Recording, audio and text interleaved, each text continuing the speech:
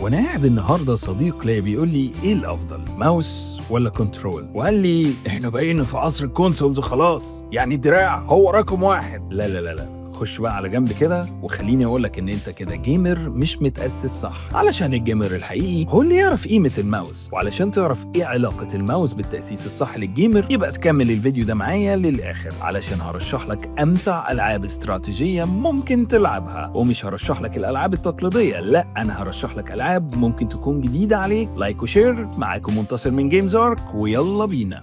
أول لعبة معانا النهاردة وتيجي في رقم 4 في الترتيب، وهي لعبة ممتعة جدا وراهن إن كتير من الناس ما سمعوش عنها، لعبة ميوتنت يير زيرو. وهي لعبة استراتيجية جميلة جدا بتحكي إن العالم اتدمر بعد حرب نووية وانتشار مرض الطاعون الأحمر، والبشر كلهم انقرضوا واللي اتبقى منهم بقوا متحولين. واللعبة بتتلعب بثلاث شخصيات أساسية، وهما بنت متحولة وخنزير وبطة. أيوة زي ما سمعت كده، بطة ماشية وفي إيديها سلاح، وكل واحد فيهم ليه قوة وسلاحه الخاص. لعبة رقم 3 معانا النهاردة، وهي برضو لعبة كتير ما سمعوش عنها، ولكن هي لعبة ممتعة جدا. عامة أنا بحب الألعاب الاستراتيجية اللي بيكون ليها قصة، واللعبة دي قصتها جميلة جدا، وهي لعبة ميازما. اللعبة بتدور في عالم متدمر وانتشر فيه ظاهرة اسمها الميازما. بطل اللعبة وهو بيكون مع جوانتي بيتحكم في الظاهرة دي، واللي بتديله قوة كبيرة في اللعبة، وفيها أكتر من شخصية قابلة للعب، وجوها وبيئتها مبهرين بصريا جدا. جربها ومش هتندم. نيجي بقى لواحدة من ايقونات الالعاب الاستراتيجية واللي لسه ما لعبهاش فانت فايتك كتير قوي قوي، وهي لعبة ديسبرادوس. ودي واحدة من انجح او اهم الالعاب الاستراتيجية اللي دايما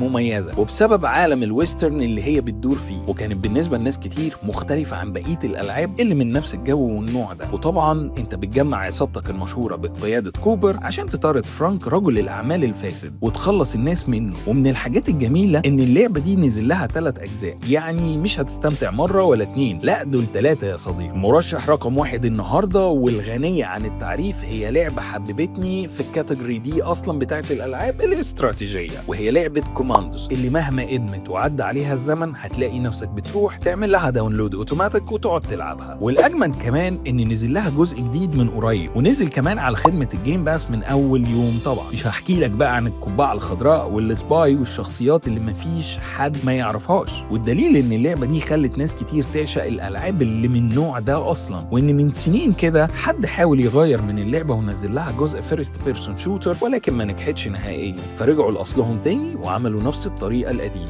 وكنت حابب قبل ما اخدم اقول لك يا صديقي ان انا مش ناسي العاب عظيمة كلنا اتربينا عليها زي ايج اوف امباير وريد اليرت وجنرال، ولكن حبيت ارشح لكم